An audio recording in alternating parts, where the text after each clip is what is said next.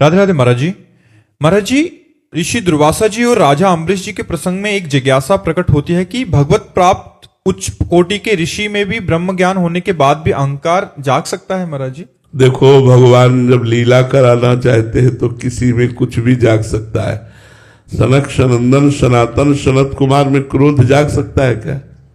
ब्रह्मबोध संपन्न भगवान के परम प्रेमी महात्मा, लेकिन वैकुंठ में लीला होनी है, इसलिए सनक सनंदन सनातन सनत कुमार को क्रोध आ जाता है और वो भगवान के जय विजय को शाप दे देते हैं। ऐसे ही दुर्वासा और अम्बरीश जी के चरित्र में एक दैन्य भक्त की महत्ता, जो दैन्य अकिंचन भगवान के चरणारविंद में पूर्ण आश्रित और एक तप प्रधान ज्ञानी महात्मा, महान तपस्या से युक्त, जो बलकल की लंगोटी लगाता है, दूर्वा दूब का रसपान करता है और निरंतर भगवत चिंतन परायण है, और एक तरफ चक्रवर्ती सम्राट रानी महल सब व्यवस्था है, लेकिन सावई मना कृष्ण पदारविंदो, मन केवल भगवान में है।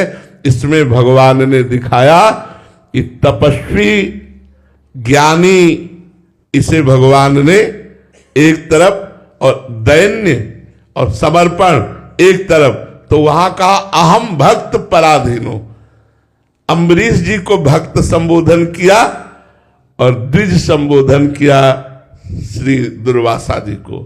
अहम भक्त पराधीनो अस्वतंत्र इव द्विज, मैं भक्त के अधीन होता हूं, तपस्या के अधीन नहीं।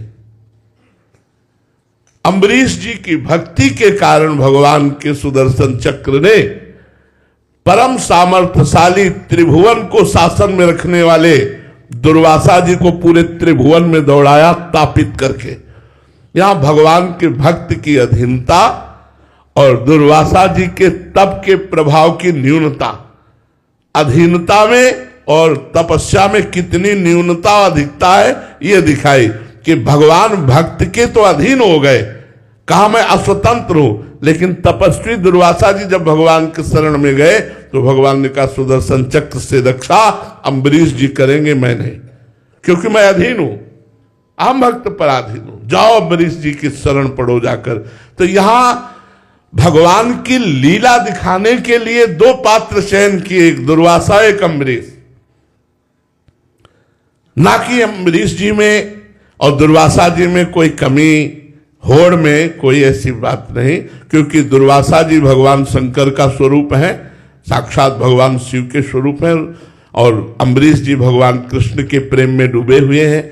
जैसे देवर्षि नारद के अंदर कहीं काम हो सकता है, लेकिन भगवान की जब लीला प्रकट होनी हुई तो देवर्षि नारद जी को काम सताता है, वो ब्याह की भावना करते हैं, यहां तक कि भगवान को शाप दे देते हैं, जाओ जिस स्त्री वियोग में मैं दुखित हो रहा हूं उसमें तुम दुखी हो गए। तो कुछ लीला क्षेत्र ऐसे हैं जहां बिल्कुल संभावना नहीं है, पर भगवान संभावना प्रकट करके वहां लीला करते हैं। ये बिल्कुल भगवान की लीला है, दोनों भगवान के निज पार्षद है, केवल अधीनता और तपस्या की लीला दिखाई भगवान ने।